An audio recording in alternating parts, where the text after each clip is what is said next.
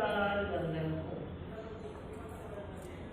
उपस्थित सज्जनों, माता बहनों, मेरे से पूर्व वक्ताओं के द्वारा शास्त्र प्रवचन संगीत के माध्यम से आप सुन रहे थे। उन्होंने बताया है कि आज पर्वाधिराज पर्यूषण का क्या हुआ है, आगमन हुआ है। और पर्वाधिराज पर्यूषण का आगमन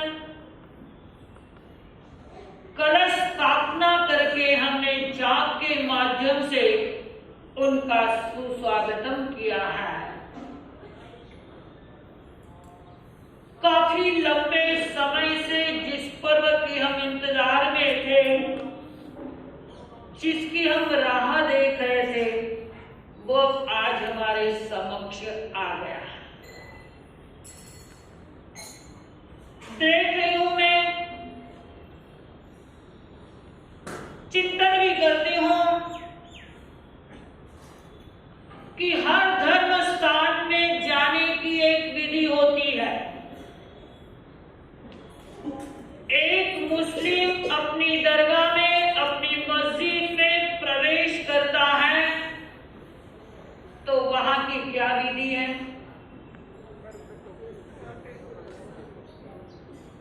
मैं भाइयों से पूछ रही हूं। एक मुस्लिम व्यक्ति मस्जिद में प्रवेश करता है, चाहे वह जैन भी उस मस्जिद में चला जाए, चाहे कोई भी चला जाए, लेकिन उस मस्जिद में या दरगाह में जाने की एक विधि है कि वह सिर ढक के जाएगा, बिना सिर कोई अंदर प्रवेश नहीं करेगा। एक मूर्ति पूजक श्रावक है, वो भी मंदिर में जाता है पूजा करने के लिए, तो वह भी बाहर पैर धोता है, फिर अंदर प्रवेश करता है। गुरुद्वारा में भी प्रवेश किया जाता है, तो सिख समाज के अंदर भी एक नियम है कि बाहर पैर धोए बिना कोई भी गुरुद्वारा में प्रवेश नहीं करते हैं। एक वैष्णव परंपरा में भी एक विधि है, जब भी वो मंदिर में जाते हैं तो कुछ न कुछ अपना साधन लेकर प्रवेश करते हैं, पूजा का सामान या साधन लेकर प्रवेश करता है। लेकिन दुख के साथ कहना पड़ता है कि आज पर्वाधिराज पर्यूषण का प्रवेश हुआ है और हमारे जैन बंधु, कुछ जैन बंधु यहाँ बैठे हुए हैं, उनको ये भी पता नहीं है कि इस यशलोक में सुधर्मा सभा में प्रवेश करना है तो कैसे प्रवेश करना है। उठे और छूटे। शायद मेरा कहना आपको बुरा लगेगा, लेकिन मैं आपसे खमत कामना भी करती हूँ।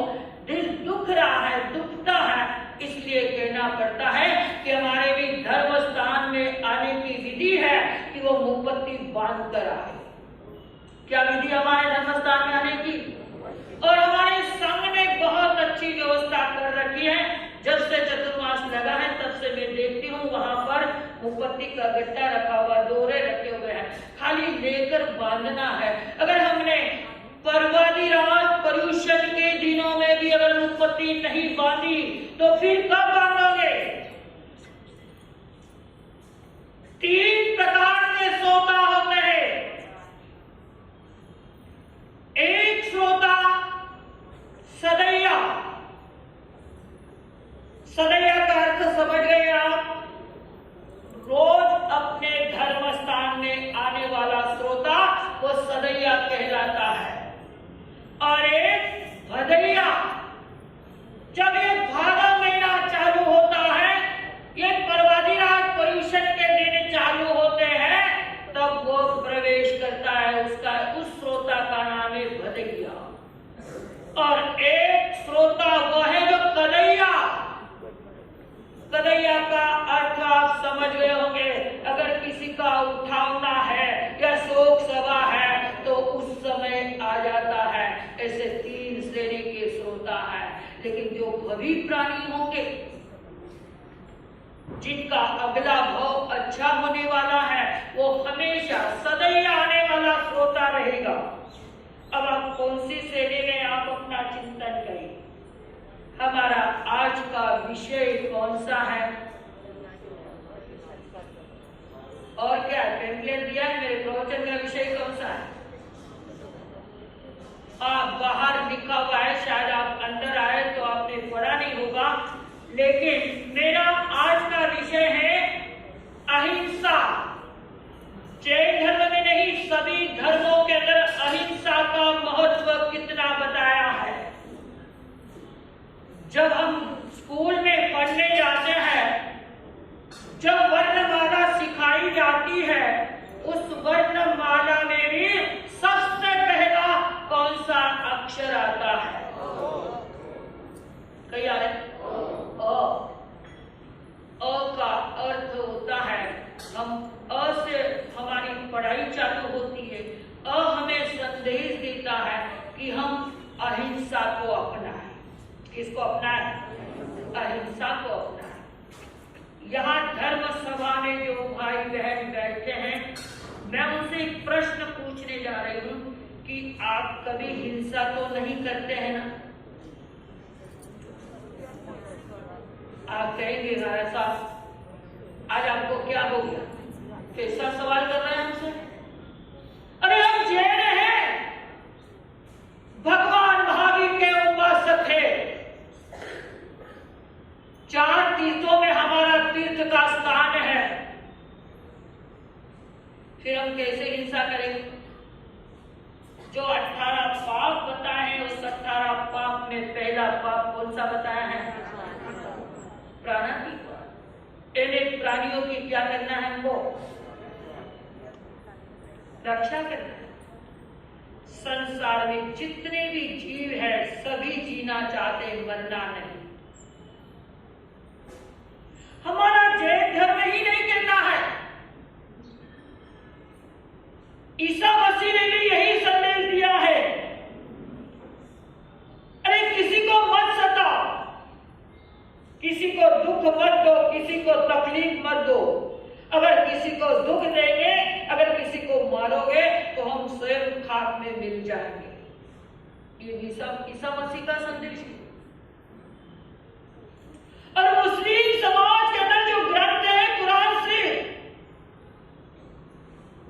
उस कुरान शरीफ के अंदर भी उन्होंने बताया, उन्होंने अपने भक्तों को एक शिक्षा दी। मुस्लिम धर्म में भी ऐसा नहीं लिखा, मैंने पूरी कुरान शरीफ पढ़ी है, कहीं पर भी ऐसा वर्ड नहीं आया, कहीं पर भी ऐसा वाक्य नहीं आया कि किसी जीव की हिंसा करो, किसी जीव को खत्म करो। सभी धर्मों ने एक ही बात कही है कि सभी को जीने का अधिकार है और सभी को क्या करने दो। और हमारा जैन धर्म, हमारा जैन सिद्धांत, हमारे जैन गुरु भगवंतों ने भी हमें क्या सिखाया है? जीवो और जीने दो। मोहम्मद साहब ने 2 पंक्ति लिखी है, अगर आराम चाहते हो, एक कुरान शरीफ का वर्ड लिखा हुआ है, अगर आराम चाहते हो तो नसीहत ये हमारी है, नसीहत ये हमारी है, किसी का मत दुखाओ दिल, सभी को जान प्यारी है, सभी को जान प्यारी है। कितनी सुंदर शिक्षा। कोई भी ग्रंथ उठा लो, चाहे सिख धर्म का उठाओ, चाहे क्रिश्चियन का उठाओ, चाहे वैष्णव का उठाओ, चाहे जैन धर्म का ग्रंथ उठाओ, सभी में धर्मों ने एक ही बात कही है, एक ही सार बताया है, अहिंसा परमो। अगर परम धर्म है, श्रेष्ठ धर्म है, अच्छा धर्म है, तो कौन सा है? अहिंसा। अपने जीवन में चिंतन करना है, हमारे द्वारा कभी हिंसा तो नहीं हुई। अगर एक बहन फूल की माला पहनकर अगर गुरु भगवंतों के सानिध्य में दर्शन करने, चरण स्पर्श करने पहुंच जाते हैं और आपकी दृष्टि उसके ऊपर गिरी, तो आप क्या कहेंगे उस बहन को? क्या कहेंगे? कच्चे फूल है, वो अनजान है, अज्ञानी है, उसे पता नहीं कि फूल की माला मेरे सिर पर लगे, चरण स्पर्श करूं या नहीं करूं, हम उसको आने से और स्पर्श करने से क्या करेंगे, उसका विरोध करेंगे। कितने जल्दी हमें ध्यान आ गया कि चरण स्पर्श नहीं करना है, वो तो अज्ञानी है। मैं आपसे पूछ रहा हूं कि जो आप सिल्क का ड्रेस पहनते हैं, सिल्क की जो साड़ी पहनते हैं, एक गज सिल्क तैयार होने के अंदर 40,000 शहतूत के कीड़ों को पानी में उबाला जाता है। ध्यान से सुनना, एक गज 1 मीटर तैयार होने, वस्त्र तैयार होने के लिए 40,000 शहतूत के कीड़े क्या होते हैं, पानी में उबाले जाते हैं। मैं भाइयों से पूछ लूं, आपका शर्ट कितने मीटर में, कितने गज में होता है? 2.5 गज। तो आप अंदाज लगाइए कितने कीड़े मर गए। 1 लाख कीड़ों की हिंसा हो गई। जब हम कहते हैं जैन है, भगवान महावीर के उपासक है, कहां चला गया हमारा जैन धर्म? कहां चले गए हमारे भगवान के विचार? और बहनों को साड़ी कितने मीटर की लगती है? कितना मीटर? आप अंदाज लगाइए कि 40,000 एक गज में, 2.5 गज में कितने कीड़े मरे? 1 लाख कीड़ों की हिंसा हुई। तो आपकी 5 या 5.5 मीटर की जब सिल्क की साड़ी तैयार होती है, आप अंदाज लगाइए, गिनती लगाइए, संख्या जोड़िए, कितने कीड़े मरे हैं। और जिंदे कीड़ों को गरम गरम पानी में क्या किया जाता है, उबाला जाता है। और जो हमारी बहनें मोतियों का हार पहनती, असली मोती, कौन से मोती, कौन सा मोती का सेट चाहिए आपको? आज मोह नहीं दिया आप सबको,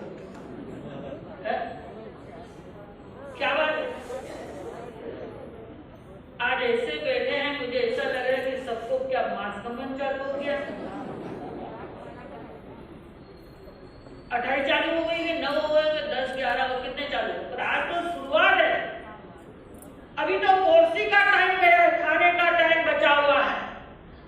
और हम किसका स्वागत कर रहे हैं? ये पर्व पर्युषण आया, ये पर्व पर्युषण आया, घर घर में आनंद छाया, घर घर में आनंद छाया, ये पर्व पर्युषण आया, ये पर्व पर्युषण आया। क्या बता रही थी? अरे जो असली मोती होते हैं, असली मोतियों का सेट पहनना, सिल्क की साड़ी पहनना, आप लोग सोचते हैं कि सिल्क की ड्रेस पहनने से क्या आपकी प्रेस्टीज बढ़ जाएगी और दूसरी ड्रेस पहनने से क्या आपकी प्रेस्टीज घट जाएगी? चिंतन करना। ढेर सारी मछलियों को मछियारा इकट्ठा करता है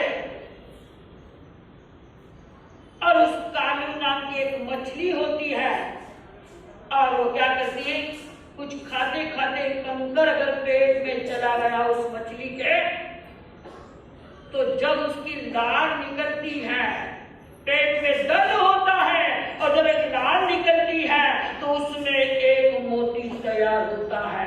लेकिन मछियारा क्या करता है, लाखों मछलियां इकट्ठी करता है और उसको फोड़ता है, जैसे आप घर में बादाम फोड़ रहे हैं। अरे जो आपके पर्स बने हुए हैं मुलायम,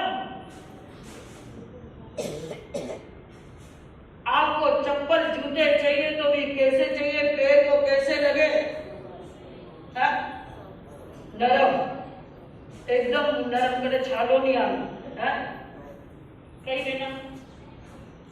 अरे जूते चप्पल जो आपके बन रहे हैं, कभी आपने चिंतन किया? पहले तो 100, 50, 25 रुपए में जूते चप्पल आ जाते थे, आज क्या कीमत है? एक व्यक्ति मेरे पास आया, बोले मासा मेरे वहां चप्पल जूते खोले, बाहर जाकर देखो तो गायब हो गए। बम्बई की बात है। मैंने कहा जाने दीजिए भाई साहब, 100-200 की क्या देखना, जब आप करोड़पति हैं तो 100-200 में क्या? अरे अरे महाराज आप भूल जाना, 100-200 की कीमत नहीं है, मेरे जूते की कीमत 25,000 की है। कितने हजार? मैंने कहा ऐसा कौन सी विशेषता है आपके जूते और चप्पल में? उस भाई साहब ने बताया कि महाराज साहब इतना मुलायम है, पैर में पहनते हैं तो चमड़ी भी अगर स्पर्श करे तो ऐसा महसूस होता है जैसे रुई का स्पर्श हुआ है। और जो हमारी बहनें पर्स लटका के जाती है, वो पर्स कैसे तैयार होता है? जो कीमती से कीमती पर्स लाएगी और बाजार में जाएगी, जब देखना एक तरफ पर्स लटका हुआ होगा, एक हाथ में मोबाइल होगा, क्या पर्स लटकाने से आपकी शान और शोभत बढ़ गई? क्या दुनिया में जाने के बाद आपको लोग पहचानने लगे कि वो घर की बहन है या बहू है या बेटी है? भूल जाना। अरे गरम गरम गर्भवती गायों के ऊपर, जो गर्भवती गाय होती है उसके ऊपर गरम गरम पानी उंडेला जाता है, इतना गरम पानी उंडेला जाता है, और उस गर्मी से जो गर्भ से बच्चा बाहर आता है और उस बच्चे की शरीर की खाल उतारी जाती है। क्या उतारी जाती है? अगर हमारे बच्चे की कोई खाल उतार दे तो क्या होता है? या पड़ोसी हमारे बच्चे को कोई मार दे तो क्या होता है? क्या होता है? दिल हिल जाता है। उन गर्भवती गायों पर गरम गरम पानी डाला जाता है, जो गर्भ से बच्चा निकलता है, उस बच्चे के शरीर की खाल उतारी जाती है और उस खाल से आपके पर्स तैयार होते हैं। क्या तैयार होते हैं? आपके पर्स तैयार होते हैं। तो मैं आपसे पूछ लूं, आपको हिंसा लगी या नहीं लगी? जो होठों पे लिपस्टिक लगाते हैं, एक तरफ तो तपस्या करेंगे, 8, 9, 11, 15 मास तक भी पहुंच जाते हैं, लेकिन धर्म सभा में आते हैं, जब तैयार होते हैं तो क्या लगाते हैं? आप नहीं लगाओगे, आपकी बात नहीं करे, बात बता रहे हो कि कहीं हिंसा कैसे होती है। अरे जो बरसाती दिनों में मखमली कीड़े आते हैं, कई लाखों करोड़ों कीड़े मरते हैं जब आपका लिपस्टिक तैयार होता है। आप सोचो आपको हिंसा लगी या नहीं लगी? करना कराना और करने को क्या करना? अनुमोदना करना। अगर अनुमोदना नहीं करते हैं तो हिंसा लगती है। वैसे आप पानी छान कर पीते हैं, किस लिए? जीवों की क्या हुए? रक्षा। और अगर एक बच्चा हो गया, दूसरा बच्चा अगर पेट में गिर गया है, तो हमारी बहुत सी जैन बंधु भी, जैन बहनें भी सोचती है दूसरा बच्चा जल्दी पेट में गिर गया है तो क्या करवा देती है? वो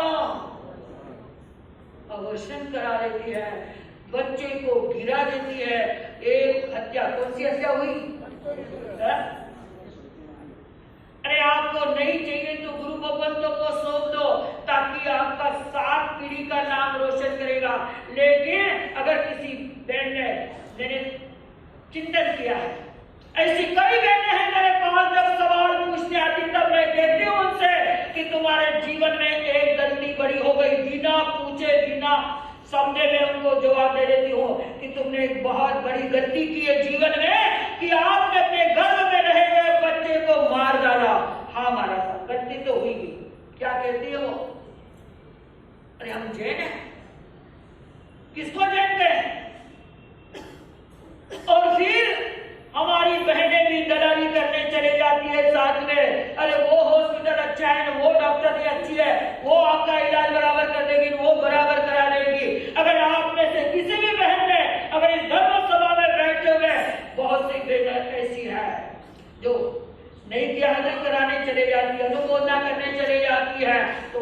भी क्या लगी? पचन जीव की हिंसा लगी। कितनी कौन सी जीव का? और समझ लो, पचन जीव की हिंसा करने वाला व्यक्ति मरकर कहाँ जाएगा? कौन सी गति है उसके लिए? अरे उसके सिवा कोई रास्ता नहीं। अरे जितने भी आविष्कार बढ़ रहे हैं, जितना भी विज्ञान बढ़ रहा है, जितने भी प्रसाधन बढ़ रहे हैं, उसको पहले सोचो, परखो, उसके बाद चिंतन करो। अरे हम जैन है, सामाजिक उपास पोषण वाला सब करते हैं और हॉस्पिटल में जाके गर्भ गिरा के आते हैं, भ्रूण हत्या करते हैं। ये कौन सा धर्म आपको संदेश देता है? कौन से गुरु ने आपसे कहा है? और फिर कहते महाराज हम जैन है। अगर किसी व्यक्ति के द्वारा, किसी बहन के द्वारा अगर जीवन में गलती हो गई है तो समझ लेना उसकी गति भी बिगड़ गई और वो जैन कहलाने के लायक भी नहीं है। हमारा धर्म कहता है हमारे दिल और दिमाग के अंदर करुणा होनी चाहिए। क्या होनी चाहिए? हृदय में क्या होनी चाहिए? करुणा होनी चाहिए, दया होनी चाहिए, अनुकंपा होनी चाहिए। हमारी करुणा कहां तक है? कहां तक हमारी करुणा है? समझ लो आपका बच्चा घर स्कूल में गया और घर नहीं पहुंचा, थोड़ी सी देर हो गई तो आप क्या करोगे? क्या करोगे? आपका बच्चा स्कूल गया और घर नहीं पहुंचा, छूटने का टाइम भी हो गया, ऊपर कुछ मिनट आ गए, आपका घर पर नहीं पहुंचने से आपका मन क्या कहेगा? ऊपर नीचे हो जाएगी। मेरा बच्चा अभी तक क्यों नहीं आया, कैसे नहीं आया? फटाफट मोबाइल का जमाना है, तुरंत फोन कर दिया इधर उधर कि स्कूल से बच्चा नहीं आया है, बाकी बच्चे आ गए हैं। तो अपनी इतनी उधर उधर मचा दी, अपनी लगी तो लगी सुस्ती है ना। और समझ लो किसी दिन आपका बच्चा आ गया है और पड़ोसी का बच्चा नहीं आया है तो आप क्या करेंगे? आपका आ गया और पड़ोसी का नहीं आया तो क्या करें? अगर पड़ोसी कह दे कि आपका बच्चा आ गया मेरा नहीं आया तो आप क्या जवाब दोगे? आ जाएगा, टावर है, खेल रहा होगा, यही कहेंगे। अरे बालक है, बच्चा है, खेल रहा होगा, आ जाएगा। क्यों? अपनी लगी तो लगी सुस्ती है और गैरों को लगी तो दिल लगी सुस्ती है। कहां हमारी करुणा? कहां हमारी दया? दया को सीमित में बांध दिया, परिवार तक दया को बांध रखा है। नहीं, जो अपना दुख है, जो औरों का दुख है, और जो औरों का दुख है वो अपना दुख है। हम दूसरे के दुख को दुख समझे। एक युवक शादी करने जा रहा है। क्या करने जा रहा है? शादी करने के लिए एक युवक अपने बारात के साथ निकल पड़ा। चतुरंगी सेना लेकर शादी करने के लिए निकल पड़ा है। बारात रास्ते में चल रही है। उस समय आप भी जब घोड़े पे बैठे होंगे, आपकी भी जब बारात निकली होगी तो आपका ध्यान किधर होगा जी उस समय? मैं आप लोगों से पूछूं, गणेश हो? अरे जब आप शादी करने निकले और बारात के साथ आपकी विदाई हुई और आप रास्ते में चल रहे हैं, रास्ते में चलते चलते आपका ध्यान किधर चला गया? किधर है आपका ध्यान? उस समय आपका चिंतन क्या होगा? उस समय आप क्या सोचोगे? जल्दी जामा, है ना, जल्दी से फेरा खा, वरमाला डालो, घरे लेना, यही विचार होगा। आपके अरमान बहुत सारे होंगे, आपके सपने बहुत सारे होंगे। एक युवक शादी के लिए निकला है और रास्ते में चल रहा है। चलते चलते अपने गंतव्य की ओर पहुंच रहा है। और पहुंचते पहुंचते रास्ते में क्या देखा? एक बहुत बड़ा बाड़ा है, एक बहुत बड़ा विशाल हॉल है या खुली जगह है जहां पर पशुओं की पुकार आ रही है। किसकी आवाज आ रही है? पशुओं की चिल्लाने की, रोने की आवाज आ रही है। और दूल्हा अपने साधन से रवाना हो रहा है तो उसकी आवाज सुने या आगे चले? सही करना चाहिए, आवाज सुननी चाहिए। हाँ, क्योंकि मारा करने बैठ गया है ना, इसलिए मेरे मन माफिक बात करने लगे। दुकान पे ग्राहक को ठग लो, स्थानक में साधु भगवंतों को ठग लो। युवक चल रहा है, रास्ते में पशुओं की आवाज है, इधर दुल्हन के हाथ रखे जा रहे हैं, मेहंदी लगाई जा रही है। उस दुल्हन के कई अरमान है, कई सपना है। कुछ ही समय के बाद मेरा दूल्हा आएगा, मेरी शादी होगी। और भी कुछ विचार होंगे आपके दिमाग में, आपका दिमाग में कहीं का ब्याह करते टाइम पे बाहर सोचो जरा, मने मत बोला, आप मन में समझ जाओ क्या विचार है उस समय आपके। पर आज तुम्हारी राह देख रही है, कब दूल्हे राजा पहुंचे, कब हमारी ब्याह हो जाए, शादी हो जाए। सारी तैयारी बनी हुई है, सारी तैयारी में जुटे हुए बारातियों का सम्मान करने के लिए परिवार के सदस्य, गांव के लोग पहुंचे हैं और बारात पहुंचने लगी। तो उसी समय उस युवक ने उस शादी के मौके पर पहुंचते पहुंचते अपने दोस्त से पूछ लिया, उस युवक ने, कि बाड़े में जो इतने पशु भरे हैं वो किसके लिए? क्या प्रश्न पूछा? ये जो बाड़े में पशु भरे हुए हैं, जो चिल्ला रहे हैं, जो आवाज लगा रहे हैं, इनको क्यों यहाँ बांध रखा है, क्यों नहीं छोड़ देते हैं? तो उस युवक के दोस्त ने कहा, अरे भाई साहब, ये जो तुम बारात लेकर आए हो, जो तुम शादी के लिए यहाँ पहुंचे हो, उसके खाने की व्यवस्था के लिए इतने सारे जीवों को क्या किया है? अरे इनको काटा जाएगा, मारा जाएगा, और फिर राजा महाराजा जो आपके बाराती में आए हैं उनके लिए भोजन की सामग्री तैयारी होगी। वो करुण शब्द किसके कानों में पड़े? बच्चे कहीं करना, कहीं करना, जाओ करना, नहीं करना। आप बड़ा होशियार, क्योंकि आपको हो गया नहीं रास्ता पूरा नहीं करना, और बेचारा ढीरो ढीरो भाड़े तो गलत दो ना। अरे वो युवक सोचता है कि मेरे एक की शादी के लिए, मेरे एक पत्नी के लिए हजारों जीवों की हिंसा होगी, इसलिए मुझे शादी नहीं करना है। आप भी जब घोड़ी पे बैठते या घोड़े पे बैठकर जब तोरण मारने जाते हैं, उस तोरण के अंदर कभी आपने चिंतन किया होगा, उस तोरण पे क्या लटकाया जाता है? चिड़िया। और दूल्हे राजा क्या करते हैं? उसको ज्ञान से तलवार निकालते हैं, उसको लगाया जाता है। ये क्या है? रीति रिवाज है ना। कभी आपके मन में ऐसा आया, करना कराना और करते हुए को अनुमोदन देना, उस युवक की तरह आप भी तलवार लगाते हैं, पीछे हटते फिर वापस चले जाते हैं, लेकिन वो युवक कहता है कि मुझे ये शादी नहीं करना है, चाहे कुछ भी हो जाए। इधर आई हुई बारात वापस क्या हो जाती है जी?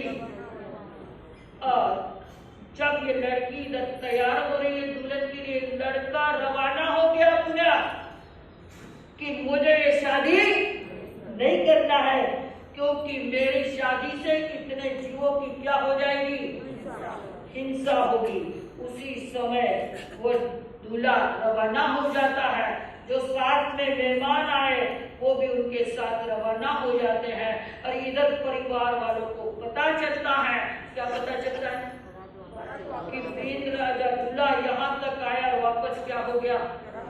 चला। तो परिवार वाले सोचते हैं क्या हमारे से कोई गलती हो गई, या हमारे से कोई भूल हो गई, या कोई व्यवस्था 19-20 हो गई। आजकल तो व्यवस्था में 19-20 हो जाए तो क्या कर लेते, झगड़ा कर लेते हैं, वहां पे वातावरण बिगाड़ देते हैं। तो क्या वो सोचते हैं कि क्या कारण है कि बारात दरवाजे पर आकर लौट गई है। सभी चिंतित हो गए, परेशान हो गए। इधर जब दुल्हन को समाचार मिले, दुल्हन तैयार हो रही है, उस समय किसी सखी ने समाचार दिए, ई राजकुमारी, जो दूल्हा तुम्हारे ब्याह के लिए आ रहा था, ब्याहने आ रहा था, वो तुरंत द गेट पे आकर क्या हो गया, चला। वो दुल्हन चिंतन करने लगी, ये क्या हो गया, मेरी कोई गलती तो नहीं हुई। पहले जमाने में तो बात भी नहीं करने देते थे, आजकल तो बात पक्की और रात पक्की। उस जमाने में लड़का लड़की को बात करने को भी नहीं मिलता था, देखने को भी नहीं मिलता था, फिर भी वो लड़की सोचती है कि मेरे द्वारा कोई गलती हो गई या मेरे द्वारा किसी के द्वारा समाचार मिल गए, इसलिए वो द्वार पर आकर चले गए।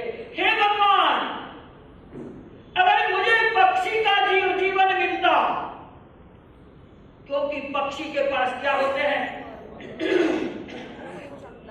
पंख होते हैं, और मेरे पंख होते तो मैं भी आज कहां जाती।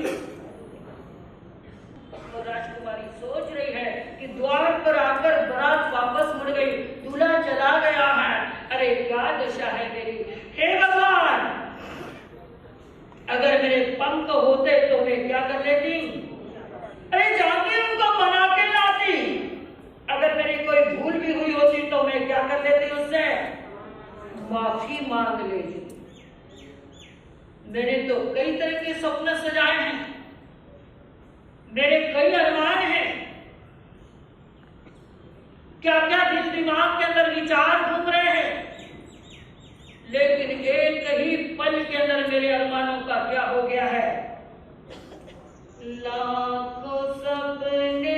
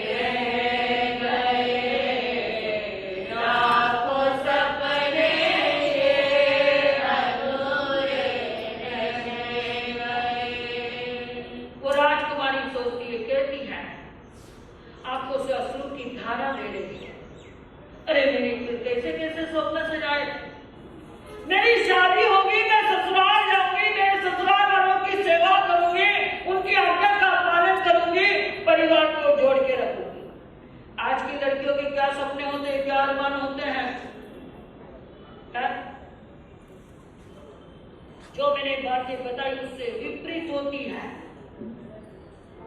उन्हें बड़ा परिवार, बड़े बुजुर्ग कोई नहीं चाहिए, हम तो और हमारे तो। लेकिन वो राजकुमारी कहती है, उसके विचार है, अगर मैं ससुराल जाऊं तो बड़े बुजुर्गों की सेवा करूं, घर का काम करूं, बड़ों की मान मर्यादा का पालन करूं, उनकी सेवाएं करूं।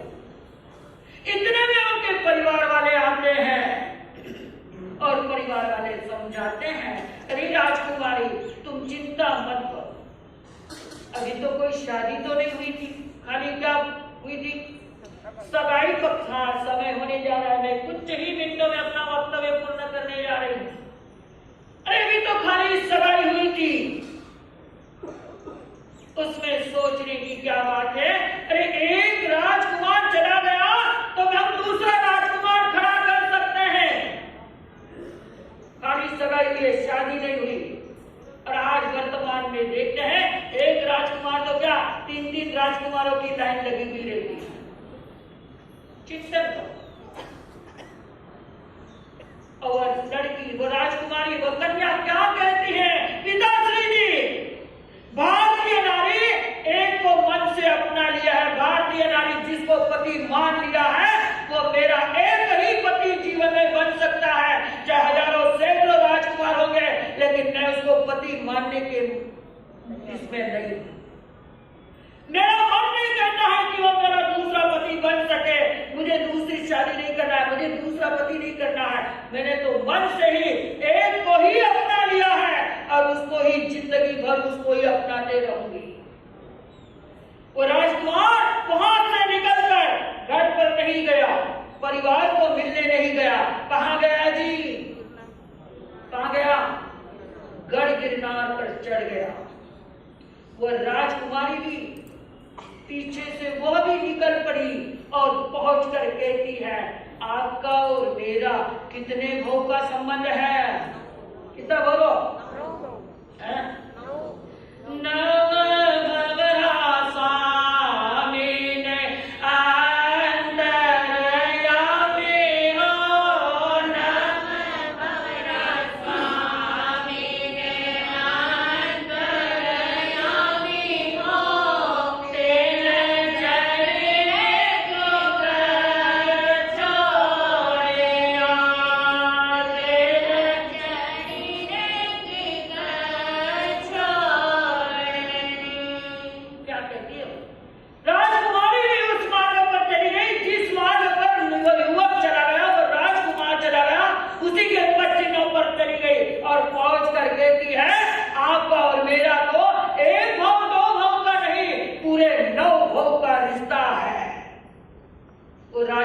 राजकुमार को समझाता है कि मैंने संकल्प कर लिया है।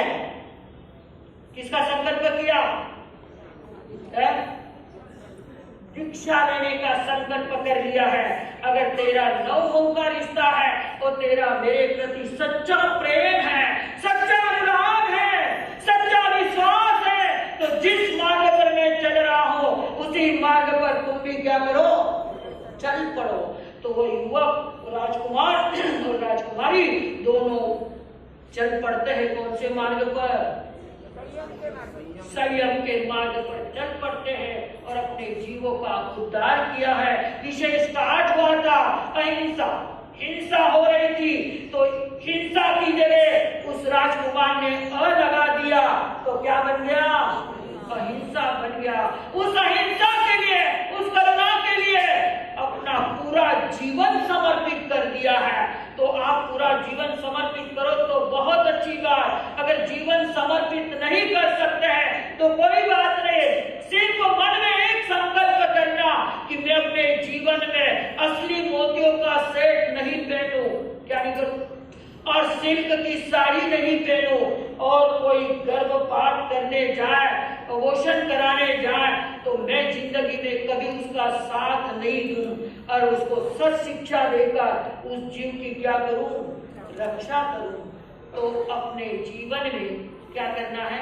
ये पर्वाधिराज पर्यूषण आए हैं और इन पर्वाधिराज पर्यूषण के अंदर ज्यादा से ज्यादा धर्म आराधना करें। 8 दिन रात्रि भोजन का त्याग रखें, 8 दिन नीलोती का त्याग रखें, 8 दिन होटल का त्याग रखें और 8 दिन प्रवचन सुने, शास्त्र सुने। 8 दिन क्या करना है? चप्पल नहीं पहने। आज तो आप पहन के आए होंगे, शायद मैंने बाहर नजर नहीं डाली, लेकिन जितना जितना त्याग हो सकता है कर लो। 8 दिन चप्पल नहीं पहने और 8 दिन प्रतिक्रमण में आए और अपने यूनिफॉर्म विधि का ध्यान रखे। धर्म सभा में आना है तो कौन सी विधि से आना है? तो मैं कल हम देखना चाहूंगी हमारे सभी भाइयों के मुंह पर, अगर सामायिक कर रहे हैं उनको बहुत बहुत धन्यवाद। जिन्होंने सामायिक नहीं किया उनकी सहज में ही सामायिक आती है और मुखपत्रिका वहां रखी है। आप कल से इस धर्म सभा में आएंगे तो मुखपत्रिका बांधेंगे। ऐसी में आप पुना वालों से एक अपेक्षा रखती हूँ। और आज सुबह जाप की स्थापना यहाँ हो चुकी है। इतने दिन तो आपका जाप था, लेकिन 8 दिन तो किसका जाप है? ये हमारा जाप है। तो मैं सभी भाई बहनों से अपेक्षा रखूंगी पूरे दिन के अंदर जैसा भी आपको समय मिले यहाँ पर क्या करें? आप जाप करें। 8 दिन आपको जाप करना है। जाप प्रारंभ हो गया है। सुबह ही हमारे ट्रस्टियों ने जाप की स्थापना की है और ये जाप मंगलमय हो। जैसे घर आपका ऊर्जावान बनता है जाप से, तो हमारी भावना, हमारा लक्ष्य और सबकी इच्छा कि महाराज साहब 8 दिन स्थानक के अंदर ही जाप होना चाहिए। 8 दिन धर्म स्थान में जाप क्यों रखा जाता है? इस धर्म स्थान को भी एक ऊर्जा मिलती है। क्या मिलती है? एक ऊर्जा मिलती है और एक मंगलमय वातावरण बनता है। तो इसलिए आप अपना जाप में सहयोग करेंगे और सभी जो धर्म सभा में आए हुए हैं मैं सभी का अभिनंदन करती हूँ।